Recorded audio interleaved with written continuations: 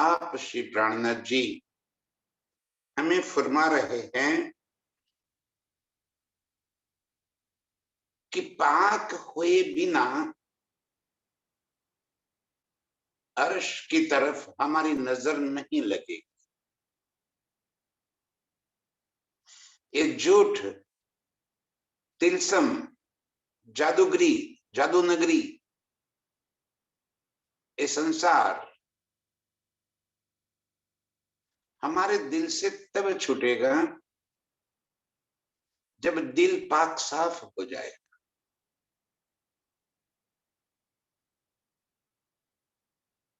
और जब तक इश्क दिल में नहीं उपजेगा, बेशक होकर प्रीतम से नहीं लगेंगे, तब तक ये संसार हमारे दिल से नहीं छूटने वाला।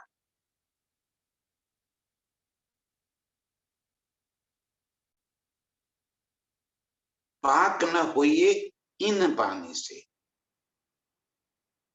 तो धनी जी कह रहे कि पाक तो होना है, दिल को साफ तो करना है। पाक माने पवित्र, दिल को पवित्र करना है।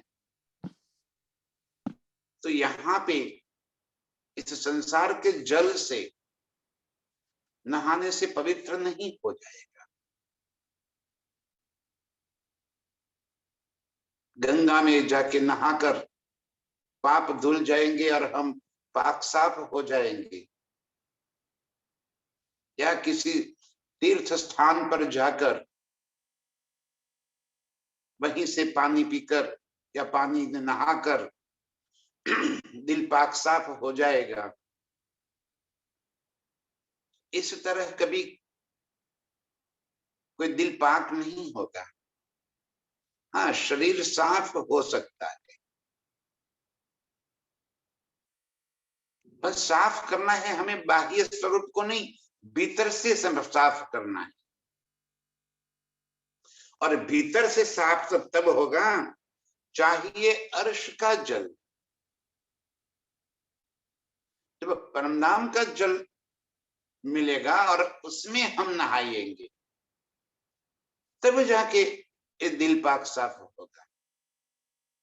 तो कहाँ है अर्श का जल? इस खेल में अर्श का जल कहाँ से मिलेगा? तो ये जो वाणी है वो है क्या? ये अर्श का ही तो जल है। और इसी वाणी से हमारी सुरता अर्श की ओर लग जाती है। ये जरिया है, रास्ता है हमें अर्श की ओर पहुंचाने का। यही प्रीतम हमें कहना चाहते हैं कि इस वाणी के अंदर जो डूब गया,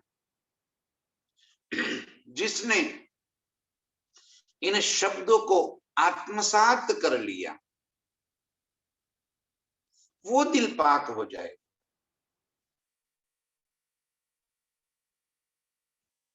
अभी बात चल रही थी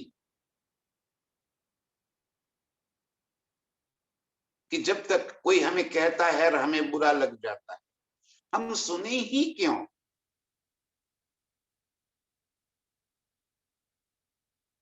और यहां तो कहेंगे ही। स्वयं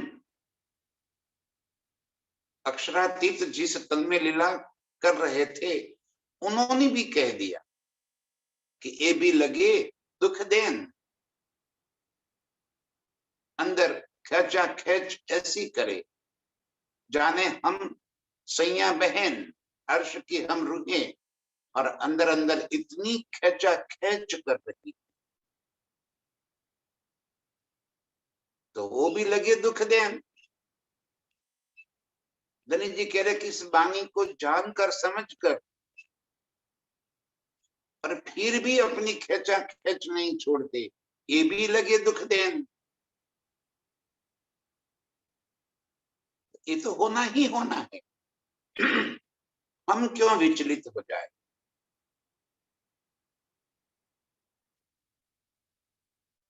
ये जमात जो पन्ना जी के अंदर श्री जी के संग चली थी, उनमें भी तीनों सृष्टियां थी। उसमें ब्रह्म सृष्टियां भी थी, ईश्वरी सृष्टि थी भी, और जीव सृष्टि भी थी। कौन कितने अंकों में था वो हमारा काम नहीं है, लेकिन थी। तो क्या आज जो जुड़ने वाली है हमसे, ये सभी ब्रह्म सृष्टियां हैं ना? इनमें भी तीनों सृष्टि है। हम औरों को जब देखते हैं तो स्वयं विचलित हो जाते हैं कि वो ऐसा क्यों करती है। अरे भाई, वो तो संसार का नियम है, वो वैसा ही करेगी। हमें तो सिर्फ इतना देखना है कि मुझे क्या करना है। ये हमारी स्व यात्रा है, ये सामूहिक यात्रा नहीं है। कोई किसी को हाथ पकड़कर अर्श नहीं पहुंचा सकता, सभी की स्व यात्रा है। इसलिए मैं बार बार इस चर्चा में भी कहता हूं कि राज्य के संग लीला कौन करता है? हम सभी ना। मैं जब तक स्वयं को राज्य के साथ नहीं जुड़ पाएंगे, ये सामूहिक लीला तो बाद में है, पहले तो मेरी लीला है, ये स्वलीला है। स्वयं को सुख लेना है, निजानंद है, निज का आनंद, स्वयं का आनंद। स्वयं को जुड़ना है प्रीतम के संग। इस वास्ते कह दिया, पाक न होइए इन पानी से, चाहिए अर्श का जल। और अर्श का जल हमारे पास इस पानी के रूप में उपलब्ध है। और क्या करना है? इस जल से हमें इस वाणी को मथना है, उसमें डूब जाना है। एक ही तो काम है। धनी कह रहे तुमको इश्क उपजावने, करो सो अब उपाय। इश्क उपजाने के उपाय है। इल्म से जोड़ दिया और हमने मान लिया कि हमारे अंदर तो इश्क आ गया ना। इल्म आया, इल्म को इश्क में रूपांतर करना है। और इसलिए उन्होंने आगे भी यही कह दिया, ताथे हकीकत मोमिनो बड़ी मारिफत लज्जत। हकीकत के सुख और है और मारिफत की लज्जत कुछ और है। ये पूरी वाणी के अंदर हकीकत बताई गई है। मारिफत कोई बता नहीं सकता। मारिफत में तो स्वयं को डूबना होता है। नेक्स्ट स्टेप है, इसके बाद का स्टेप है प्यार में डूब जाना। वाणी का काम है पहचान कराना।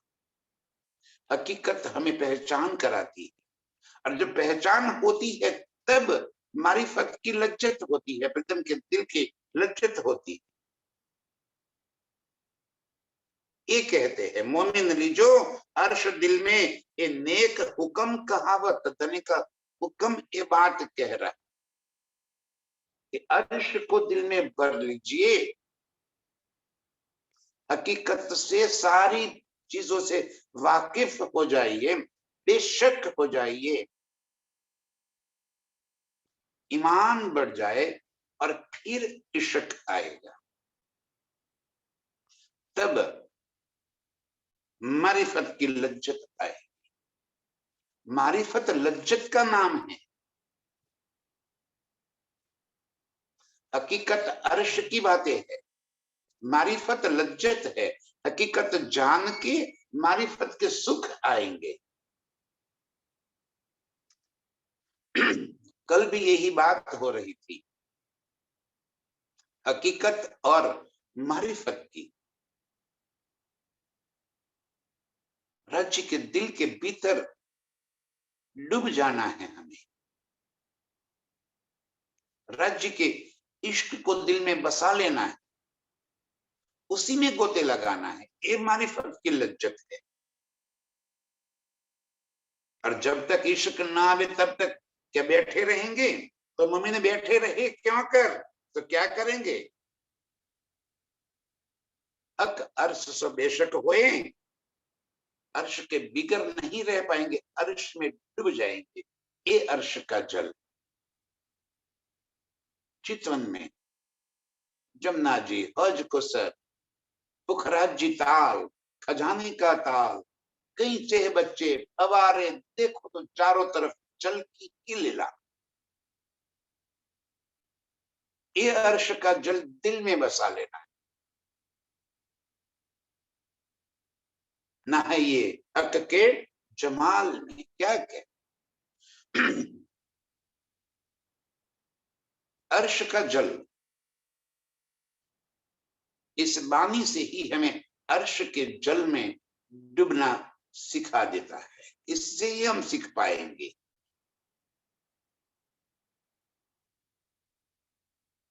पाक न होइए इन पानी से, बिना पाक हुए, बिना साफ हुए इश्क नहीं होगा।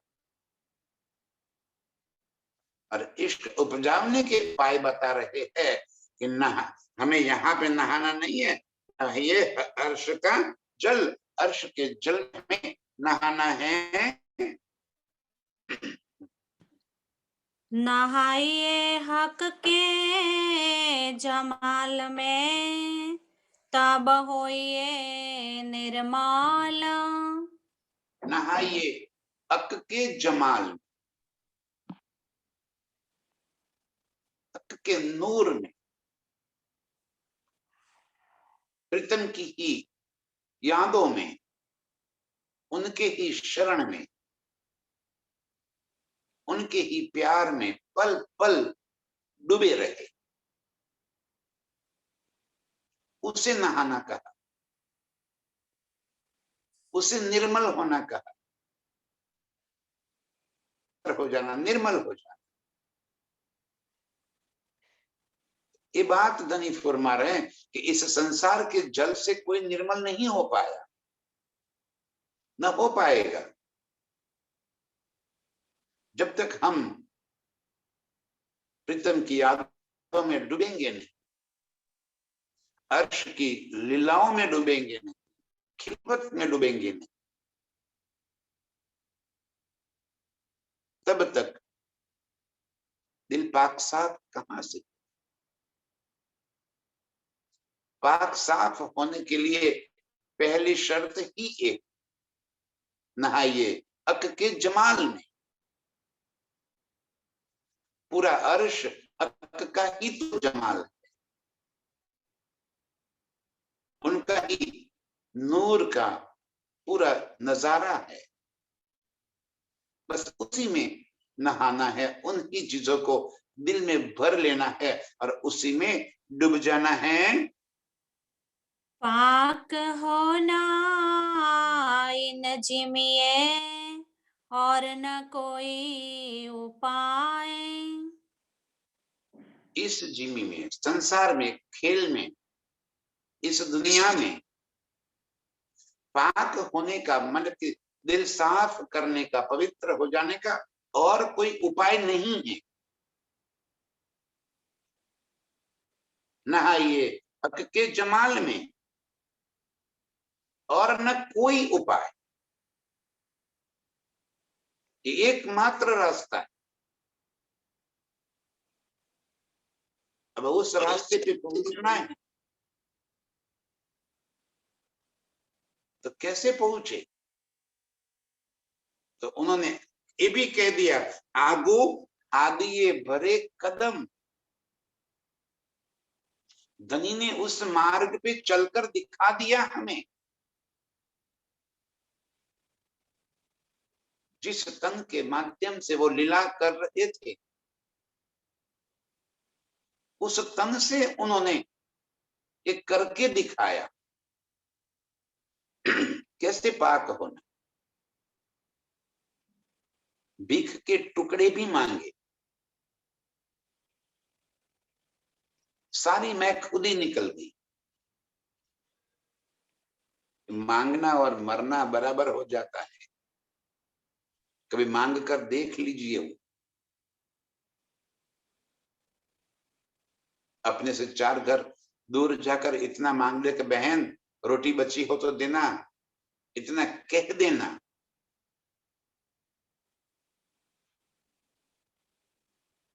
कितना शर्मसार कर देगा हमें। और ये शर्मसार तब होंगे जब तक मैं खुद ही भरी है। किसी के कुछ कहने से नहीं, एक करके दिखाया धनी। आगू आदिये धरे कदम। एक एक बात उन्होंने हमें करके दिखा दी, यूं पाक हुआ जाता है। इस पानी से नहाने से पाक नहीं हो पाएंगे। पाक होना इन जिमिए और न कोई उपाय, कोई रास्ता नहीं है दूसरा। ये वाणी हमारे लिए मार्गदर्शक, राह चिंधने वाली, मार्ग दिखाने वाली, प्रीतम की पहचान कराने वाली, प्रीतम के साथ जोड़ देने वाली। इस रास्ते उन्होंने कह दिया कि पाक न होइए इन पानी, नहाइए हक के जमाल में। सुरता को अर्श में पहुंचाकर उसी में डूबते रहना, ये पाक होने का और कोई उपाय नहीं।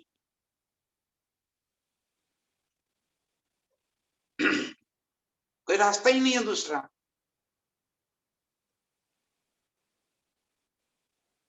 जो प्रीतम ने करके दिखाया, कैसे उन्होंने इस मार्ग को अपने जीवन में उतार दिया और हमें ये मार्ग बता दी। अभी तक की चर्चा हर साल इस वास्ते ही तो होती है, ताकि हम प्रीतम के बताए हुए मार्ग को भूल न जाए,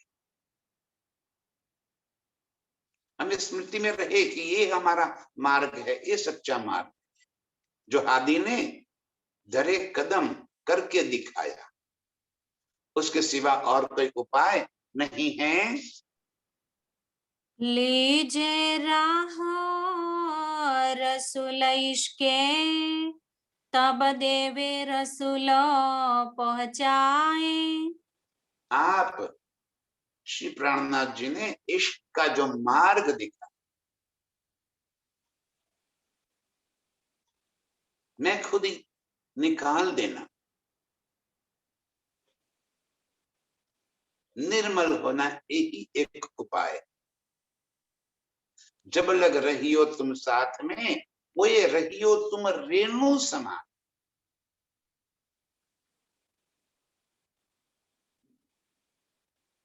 सुंदर साथ के बीच में रेणु के समान चरण धूलि बनकर,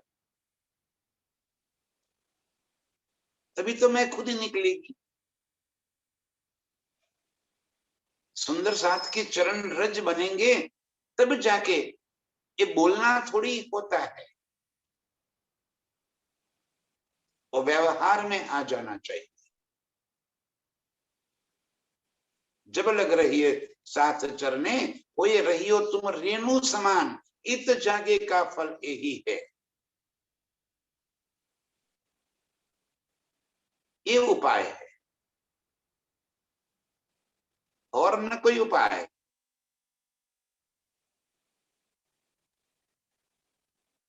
दिल साफ करने का यही तो रास्ता है। इतने छोटे हो जाए हम,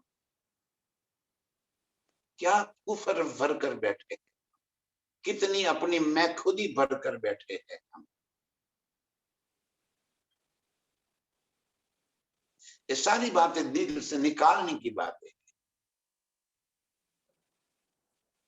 होशियारी चालाकी कोई बात आप धामधनी के आगे थोड़ी चलेगी।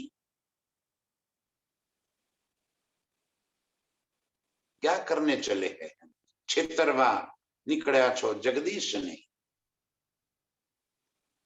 प्रियतम को हम उनके साथ हम चीटिंग करेंगे, उनको हम मूर्ख बनाएंगे क्या?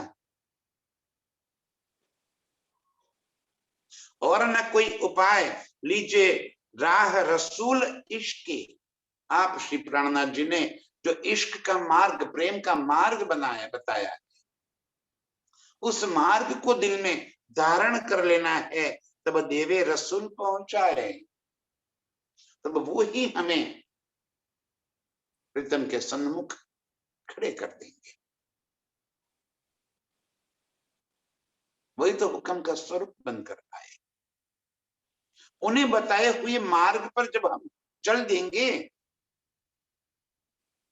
तब वो ही हमें अर्श की ओर पहुंचा देंगे, प्रीतम के सन्मुख खड़े कर देंगे। कैसे? चितवन से। ये तन थोड़ी अर्श में जाने वाला है। ये तो मिट्टी का पुतला यहीं पे बना है, यहीं पे खत्म होना है। और हम प्रीतम के सन्मुख खड़े हो जाए। कब? मरने के बाद ना, आज, अभी, इसी वक्त जहां हम बैठे हैं, वहीं बैठे बैठे देवे रसूल पहुंचाए। एक पलक में हमें प्रीतम के सन्मुख खड़े कर देंगे।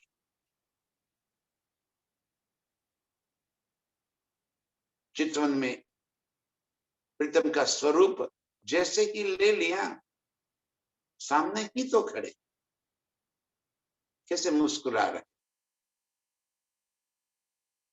ये मुस्कुराहट तो देखो, कितना लाड, कितना प्यार उस मुस्कुराहट में झलक रहा है। जैसे पुकार रहे हैं, आजा और मुझे गले ले जा। बस ये मुस्कुराता हुआ मेरा प्रीतम का चेहरा एक पल के लिए भी न छूट जाए। ये रसूल देवे पहुंचाए, यही तो कर रहे हैं प्राणनाथ जी हमें। उन्होंने बताए हुए मार्ग से वाणी मंथन, चितवन और रहनी, यही तो मार्ग बताया उन्होंने। वाणी मंथन एक पल के लिए भी बंद न हो जाए। वाणी मंथन मतलब चिंतन उसका करते रहना, पढ़ते रहने की बात नहीं है। वाणी पढ़ना नहीं का, वाणी मंथन करना का। ये सतवानी मथ के ले जो इनको सार, मथना है, पढ़ना नहीं। वाणी मंथन, और उसी वाणी मंथन से चितवन, और ये दोनों हो जाएगी तो रहनी अपने आप आएगी। जब इतना सोच लिया कि मैं ब्रह्म सृष्टि हूं, जब ये दृढ़ निर्धार कर दिया कि मैं राज्य की अंगना हूं, बस इतना दृढ़ करते ही एक खेल तो दिल से यूं निकल जाएगा। मैं खुद ही अपने आप मर जाएगी। जब मैं ब्रह्म सृष्टि हूं तो जयंती कहां से हूं? और जब जयंती नहीं हूं तो किसी का बुरा लगना कोई चांस ही नहीं है। किसी का बुरा सोचना कोई चांस ही नहीं है। किसी का बुरा कर देना कोई चांस ही नहीं, होगा ही नहीं। स्वतः ही रहनी में आ जाएंगे। यही काम बता रहे वाणी मंथन, चितवन और रहनी। निर्मल इसे कहते। इस तरह से निर्मलता दिल में भर देनी। लीजो राह रसूल इश्क के, प्रीतम ने जो इश्क का मार्ग बताया है, उस मार्ग को दिल में धारण कर लेना है, चल देना है। तब देवे रसूल पहुंच जाए, तब आप ही धनी हमें सन्मुख पहुंचा देंगे। चितवन से हम धनी के सन्मुख मीठी मीठी बातें करें। हक जुबान से सुनेंगे, अपनी बातें कहेंगे, ये तुरंत ही हमें प्रीतम के सन्मुख हो जाएंगे। अब कहो सरियता मोमिनो, जिन लई हकीकत हक। अब कहूं शरीयत, क्या करना है मोमिनो। जब अर्श की वाणी को दिल में धारण कर लिया, अब शरीयत क्या है। धनी ने यहां इस खेल में मोमिनों के लिए कुछ रास्ते बताए, कोई नियम बता दिए। जैसे अभी हमने बताया ना, वाणी मंथन, चितवन और रहनी, ऐसे ही नियम बताए कि कैसे क्या करना है आपको। उसे शरीयत कहते हैं। शरीयत प्रीतम के संग लगने के लिए क्या करना है। एक बार प्रीतम की पहचान हो जाए, फिर कैसे रहना है नियमबद्ध, और कौन से नियम पालना है, ये बात समझाते हैं। अब कहूं शरीयत मोमिनो, जिन लई हकीकत हक, जिन्होंने हक की हकीकत, प्रीतम की पहचान कर ली, वास्तविकता को जिसने जान लिया,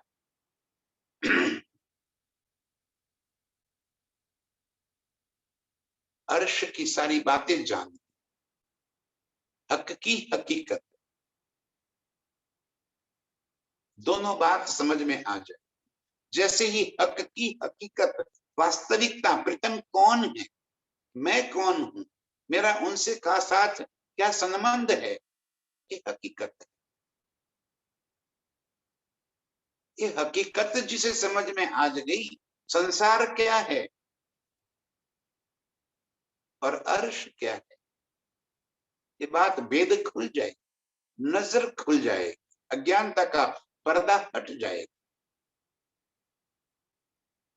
अब कहूं शरीयत मोमिनो, जिन लई हकीकत हक, जिन्हें प्रीतम की पहचान हो गई, जिन्हें मूल संबंध की पहचान,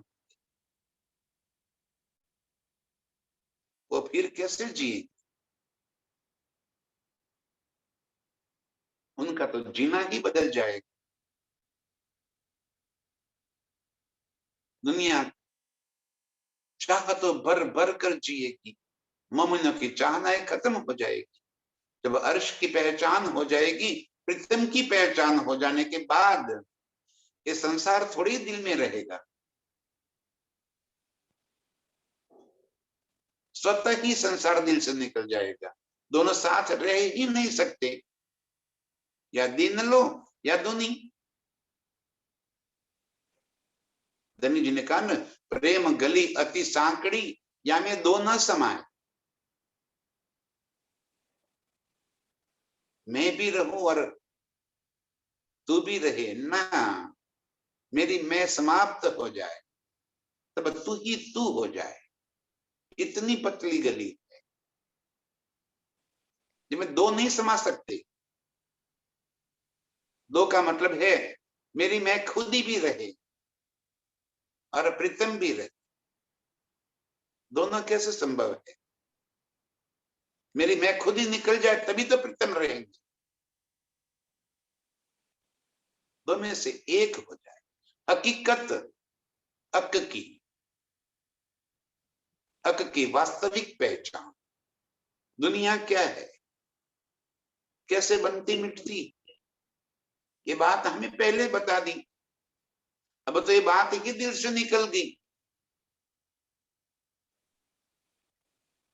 अब क्या है, हक की हकीकत, अर्श क्या है, मेरे प्रीतम का ही दिल का व्यक्त स्वरूप। और क्यों है, तो इश्क की लीला के वास्ते इश्क का स्वरूप है मेरे प्रीतम, ये हक की हकीकत। अब कहूं शरीयत मोमिनो, जिसने ये बात समझ ली उसे अब इस संसार में कैसे जीना है, ये बात धनी जी बता रहे हैं। हक के दिल की मार्फत ये तीन में हुई बेशक। हक के दिल की मारिफत, हकीकत और मारिफत की पहचान तो हो रही है इस प्रकरण में, यही कर बता रहे प्रीतम कि मोमिनों की शरीयत, हकीकत और मारिफत। जिसे प्रीतम की पहचान हो गई है उसे क्या करना है, तो कह रहे हक के दिल की मारिफत। प्रीतम के दिल में जो प्यार भरा पड़ा है, उनके दिल की जो बात हमें समझ में नहीं आई थी अर्श में, उस प्यार को इसमें समझा दिया। हकीकत में हमें क्या समझ में आया, मारिफत के दिल के भाव। हकीकत से हमें प्रीतम की प्यार की नजर आ गई। जो बात अर्श में कही थी ना, वाहिदत का इश्क और हक की पातशाही, ये वाहिदत का जो इश्क है वो मारिफत है। अर्श की हकीकत ये प्रीतम की पातशाही। हमें न तो प्रीतम की पातशाही का पता था, न प्रीतम के इश्क का पता। अब ये बातें बता दी तो मोमिनों की रहनी बदल जाएगी। हकीकत को जब समझ लेंगे तब कहते हैं हक के दिल की मारिफत ये तीन में हुए बेशक।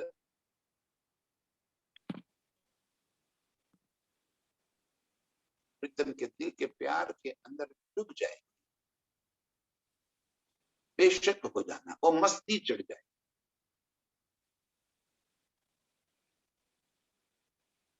अब अर्श की सारी बातें समझ में आनी, हकीकत क्या है और मारिफत क्या है, यही बात तो छिपी रखी थी कुरान में। कुरान ने जब कहा था कि जब खुदा आएंगे तब हकीकत और मारिफत की पहचान कराएंगे, और यही पहचान हमने करवा दी।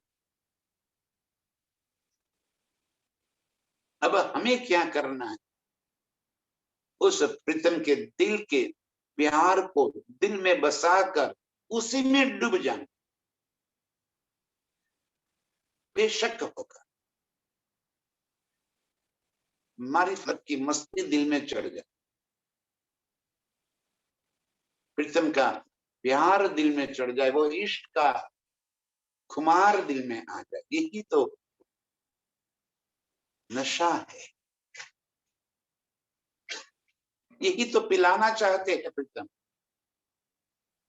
हक इश्क का आब, प्रीतम के प्रेम का रस, यही तो पिला रहे। अब रूहों को क्या करना है, तो कहते हक के दिल की मारिफत ये दिल में ये बेशक, ये बेशक होकर प्रीतम के दिल में डूब जाना है, उनके प्यार की मस्ती में डूब जाना है। मोमिन जो जब करे पीठ देवे दो जहान को। शरीयत मोमिनों के वास्ते कुरान में कुछ नियम बनाए कि मोमिनों को इन नियमों का पालन, उसे शरीयत कहते। एक उजू करना, फिर कलमा, नमाज, रोजा, जकात और हज, ये नियम बताए, ये शरीयत हो गई। किसके वास्ते? मोमिनों के वास्ते, मोमिनों को, अर्श की रूहों को इस खेल में आकर नमाज से पहले उजू करना है और फिर कलमा, नमाज, रोजा, जकात और हज, इन 5 नियमों का पालन करना। ये वेद धनी जी खोल रहे हैं कि क्या है ये नियम, उजू किसे कहते। जब मस्जिद में हम नमाज पढ़ने को जाएंगे तो हमें इस शरीर के 14 अंगों को साफ करना है, धो लेना। हर मस्जिद में इस वास्ते इस जल का एक कुंड बनाया जाता है, हौज होता है और सभी वहां बैठकर ये अंगों को साफ करते और फिर नमाज पढ़ते। उजू करना, धनी जी कहते मोमिन का उजू क्या है, मोमिन उजू जब करें पीठ देवे दो जहान को, ये उजू है हमारा। इस शरीर को धो लेना ये हमारा उजू नहीं है।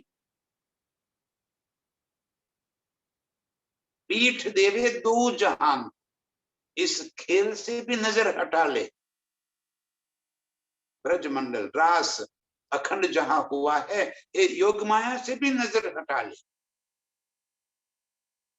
और अर्श में प्रीतम के संग जुड़।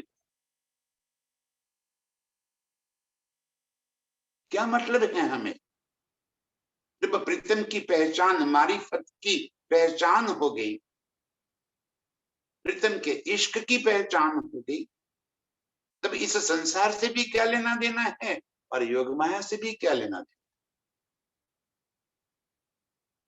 हमें तो अपने प्रीतम से मतलब है, प्रीतम के साथ जुड़ जाना है और इसे उजू करना का, बाह्य अंगों को धोना। इसीलिए कहा पाक न हुए इन पानी से, चाहिए अर्श का जल, नहाइए अर्श के जमाल में। इस तरह से निर्मल। और मोमिन कहाँ लग गए, उजू करने में। अब ये दुनिया के कर्मकांड हो गए, दुनिया के नियम हो गए, दुनिया की शर्त शरीयत हो गई। मोमिनों की शरीयत क्या है, हकीकत को समझकर मारिफत में डूब जाना, ये मोमिनों की शरीयत। दुनिया उजू करेगी, 14 अंगों को धोएगी शरीर के, फिर नमाज पढ़ेंगे। नमाज क्यों पढ़ना है, खुदा को याद करने के वास्ते। 12 मोमिनों ने बहुत अच्छा जवाब दे दिया हमारे वास्ते।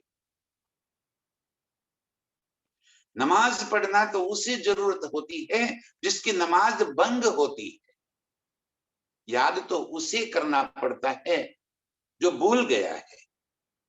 हम तो भूले ही नहीं है, उसी के जमाल में हम डूबे हुए हैं, उन्हीं के ही हकीकत मारिफत में डूबे हुए हैं, उनके ही प्यार में मस्त हुए हैं।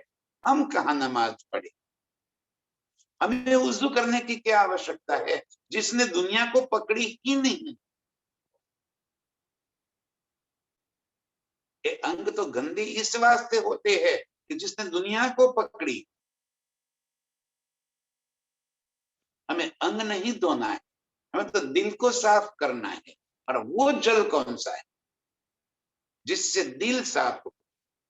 बाह्य अंगों को साफ करके अंदर कुफर भरे रहकर वो अर्श को कैसे प्राप्त हो। मोमिन उजू जब करे, मोमिन का उजू एक ही है, पीठ देवे तो जहान, इस संसार से नजर फिराकर अपनी नजरों को प्रीतम के संग जोड़ देना, अपनी नजरों को परमधाम से जोड़ देना, उनके इश्क में गर्क हो जाना, ये हमारा उजू है। हौज जोए जो अर्श में, रोहे गुसल करे इनमो। कहाँ नहाएगी नहाएगी? मारा वाला जी चलो जमुना जल जिलिए। कहाँ नहाएगी ये? हौज जोए जो अर्श में, वो सुरता स्वरूप से हौज को सरताल में और जमुना जी के अंदर नहाए। एक वजू करने की उसकी जरूरत नहीं पड़ती, उसे बाह्य अंगों को साफ करने की आवश्यकता नहीं है। वो तो अखंड परमधाम के अंदर, जमुना जी के अंदर जोए में, हौज कोसर में, और रात दिन उसी में ही जिलती रहेगी, प्रीतम के संग इश्क की मस्ती करती रहे। ये मोमिनों का वजू है, ये मोमिनों का काम। रूहे गुसल करे इंदमो, गुसल करना, स्नान करना। कहाँ स्नान करें? पाक न होइए इन पानी से, चाहिए अर्श का जल। वो हज को सरताल और जमुना जी में मोमिन रात दिन और मस्ती में रहे। बार बार प्रीतम हमें इस चितवन की और नजर हमारी करने को कहे। ये मारिफत को दिल में लेना, हकीकत को समझ लेना, माने कि अपने आप को अर्श के 25 पक्षों में गलतान कर देना, प्रीतम के संग खिलवत की लीला में डूब जाए। ये हज को सर और जोए में, जमुना जी में नहाने की बात ये है। रोज जब हम सुबह बोलते हैं मारा वाला जी चालो जमुना जल जीतिए, वो बोलने के लिए थोड़ी है, ये शरीयत नहीं है हमारी कि हमें ये बोलना पड़े। हमें तो मारा वाला जी इतना कहते ही प्रीतम नजरों में बस जाए। चालो जमुना जल, जमुना जी का नाम सुनते ही तुरंत स्वयं को उस जमुना जी के पाल जलरांस और वहीं से जमुना जी के अंदर कूदते हुए पानी, वही बड़े बड़े वन के वृक्षों की डालियों को पकड़ के जमुना जी के अंदर कूदती हुई मेरी वो लीला तुरंत मेरे दिल में बस। कैसे अनंत अनंत लीलाएं जमुना जी के अंदर हम कर रहे, ये बातें याद आ। इस वास्ते रोज सुबह कहना है मारा वाला जी चालो जमुना जल।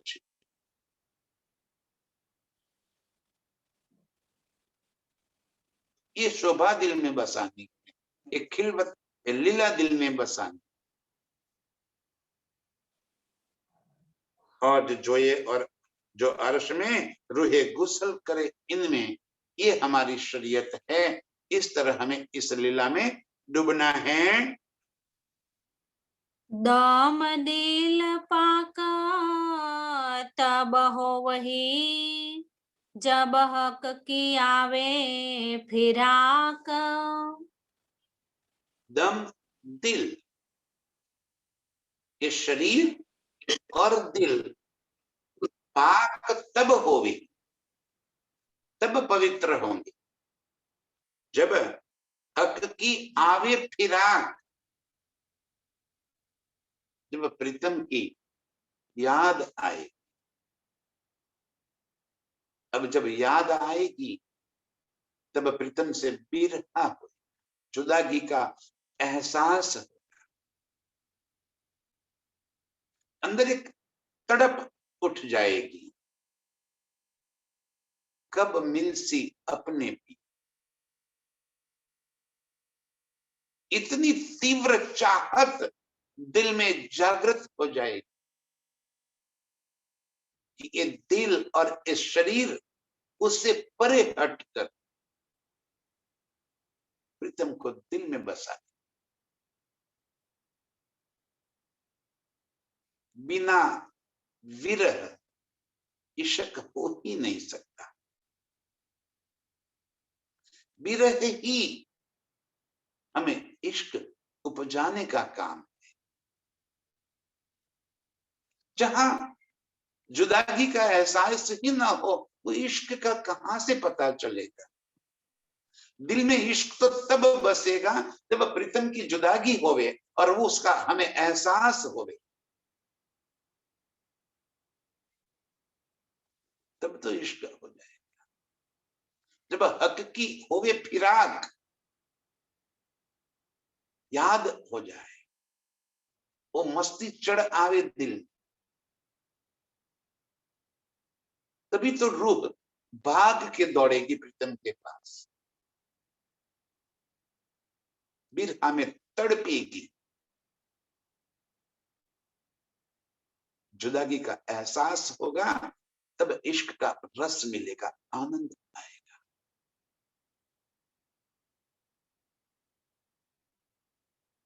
जहां याद ही ना आई हो प्रीतम की, वहां जुदाई कहां से होगी, वहां बिरहा कहां से होगा, बिरहा की अग्नि कहां से होगी, ये जल जाएगा। दम दिल पाक तब होवही, जब हक की आवे फिराक, एकदम दिल में जब बस जाए, तब पाक होगा, तब दिल को अर्श कहलाएंगे। हम बोल देते हैं अर्श तुम्हारा मेरा दिल है, पोपट बन गए, रट्टा लगा दिया। अर्श तुम्हारा मेरा दिल है, तुम आए करो आराम। कितनी सहजता से बोल देते हैं हम।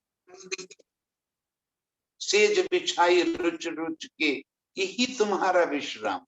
वाह, क्या सच्ची में हमें इश्क की सेज सजाई है? पूछो अपने आप को, स्वयं को पूछ लो। और किसी को, और कोई हमारा सर्टिफिकेट कौन देगा? हम खुद ही स्वयं को पूछे, क्योंकि ये स्व यात्रा है। क्या मेरे दिल में अर्श भरा है कि कुफर है? अभी तक संसार भरा है, चाहना है, चाहते बड़ी, जबकि जानते हुए कि सारा हुक्म का ही तो दरबार है, ये खेल भी हुक्म का है, अर्श भी हुक्म का है, उनका ही तो हुक्म है। मेरा बल तो कुछ भी नहीं चल सकता। ये पता होते हुए भी दिल साफ नहीं, ऊपर मैं खुद ही मिटती नहीं है हमारी। एक शरीयत है, दम दिल पाक तब होवेगी, जब हक की आवे फिराक, प्रीतम की जब याद भर जाएगी, तब ये दिल पाक हो जाएगा। ये पानी से पाक होने वाला नहीं है।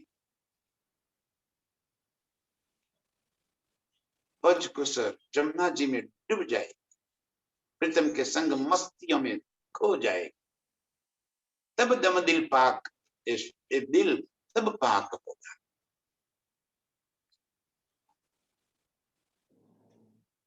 तब हम प्रीतम से मिल पाएंगे। और शरू है दिला जुदा करे, और सबसे होए बेबाक। अर्श रूहे दिल जुदा कर दे, अर्श की रूहों ये संसार को अपने दिल से अलग करके दे, ये चाहतों को अपने दिल से निकाल कर दे। ये अर्श रूहों के लक्षण।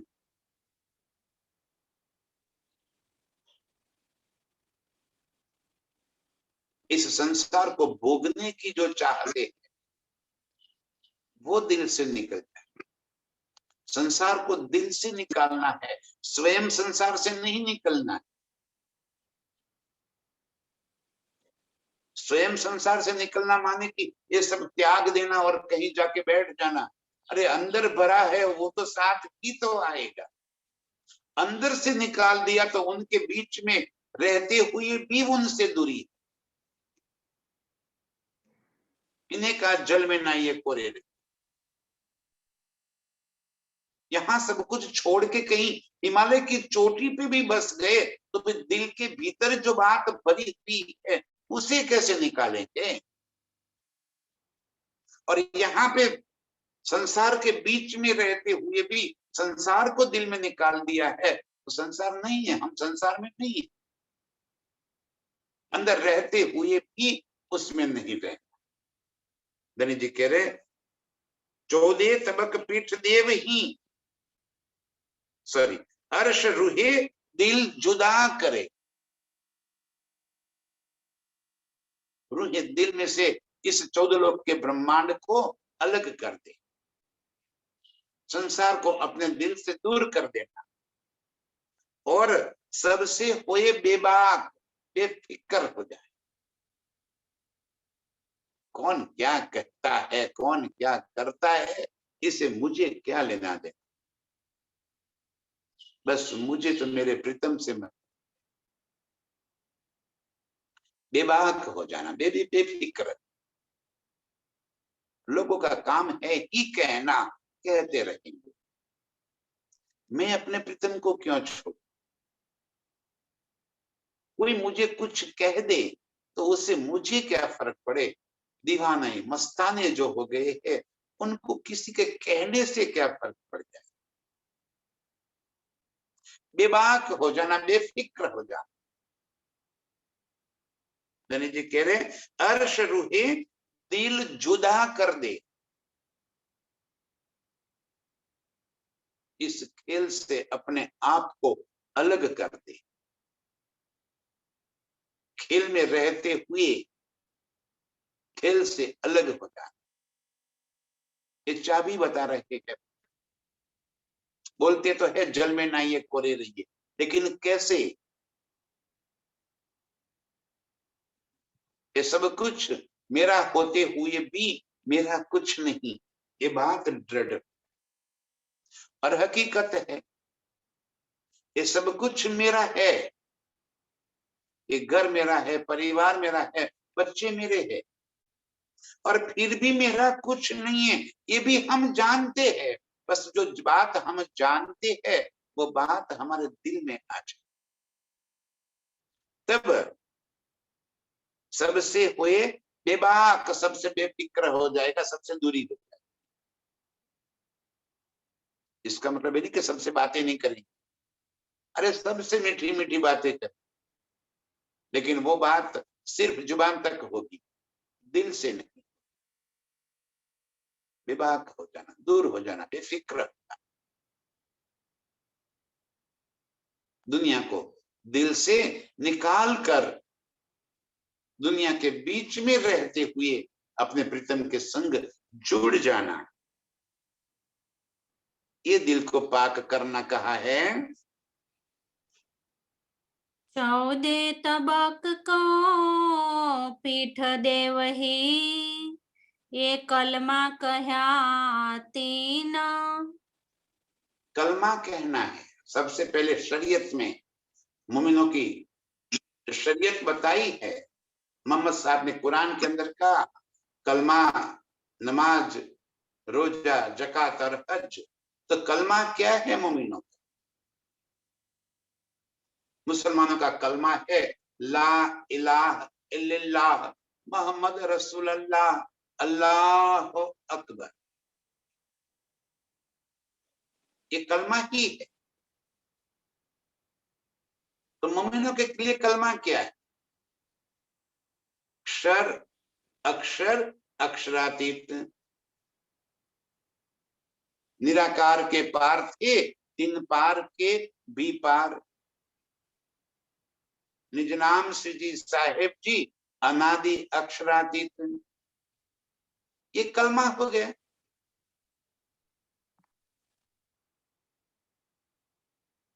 दिल से इससे हट जाना। 14 तबक को पीठ देव ही, अक्षर की पहचान हो गई, अपने आप वो दिल से निकल जाएगा। मैं कई बार समझा रहा हूं कि झूठ की पहचान होने के बाद झूठ को कोई पकड़ के नहीं रखता। या तो हमने इस संसार को सत्य माना है, इसीलिए पकड़ कर रखे, वरना कब से छूट गया होता। जब तक पहचान नहीं थी तब तक उसको सच्चा मान के दिल में बसा रखा था। अब हक इल्म से हमें ये सारी बातों की पहचान हो गई, तो 14 तबकों पीठ देव ही तुरंत ही इस संसार दिल से निकल जाएगा। ये कलमा कहतीत, ये कलमा है। ला नहीं, जिसका कोई है ही नहीं उसको छोड़ देना, इलाह को पकड़ लेना, जो है अखंड अविनाशी उसके संग जुड़ जाना, नाही को निकाल देना, है को पकड़ लेना। 14 तबक को पीठ देव ही एक कलमा कहा। 3 मोमिनों के वास्ते एक कलमा है, शरीयत का पहला शब्द, कि झूठ की पहचान हो जाना, ला नाशवान उसकी समझ आ जाना, निराकार उसकी समझ आ जाना। 14 तबक को पीठ देव ही, ये सबसे पहला हमारा कलमा ये शरीयत है। कलाम अल्लाह यो कह वही, ये कहनी है मोमिना। कलाम अल्लाह यों के, कुरान में ये बातें लिखी हुई कि कलमा पढ़ना ये पहली शरीयत है मोमिनों की। ठीक है, ये हमारी कहनी है। बोलते हैं ना हम, बोलते हैं नाम से जी साहेब जी अनादि अक्षरातीत सो तो अब जाए पे सब विद वतन सहित। ये क्या है? निराकार के पार, ये 14 लोक से परे नजर हटाकर प्रीतम को जान लेना। कलाम अल्लाह यो कहवी, ये कहनी है मोमिन, ये मोमिनों की कहनी है, रहनी और है। रहनी क्या है ये बात प्रीतम हमें बताते हैं। लाफना सब ला करे, और इला बका ग्रहे हक। कहनी से बाहर निकलना, और ला फना सब ला करे।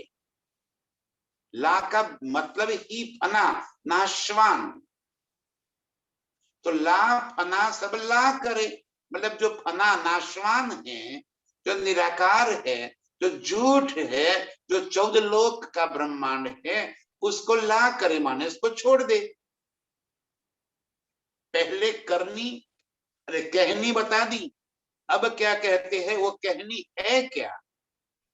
वो कहनी जब समझ में आएगी तब तो जीवन में उतरेगी। ला फना सब ला करे, और इला बका ग्रहे हक।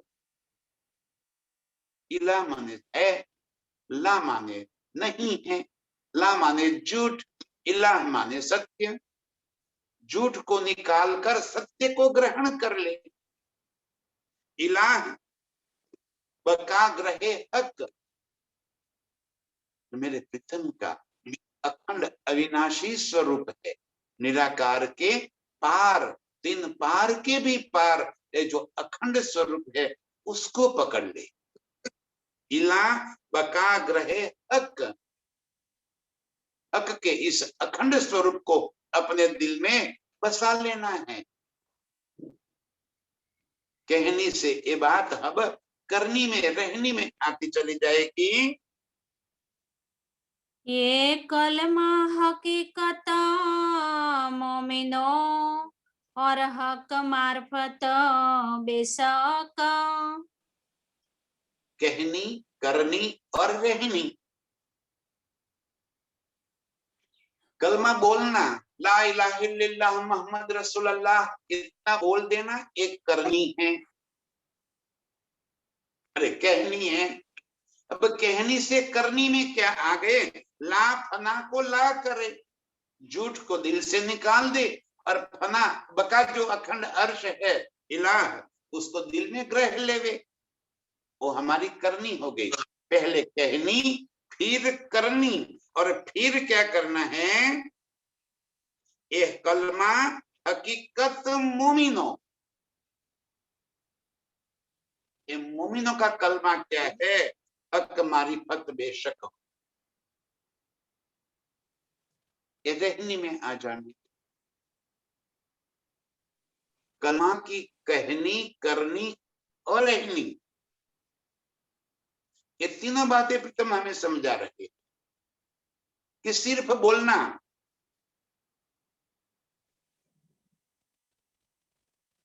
खाली कहना ला इलाहा इल्लल्लाह मोहम्मद रसूल अल्लाह, एक कलमा सिर्फ बोल देना एक कहनी है मोमिनों की। उससे आगे बढ़कर ला फना सब ला करे, दिल से निकाल दे 14 लोक के ब्रह्मांड को। फना बका अखंड परमधाम जो इलाह है, उस इलाह को दिल में धारण कर,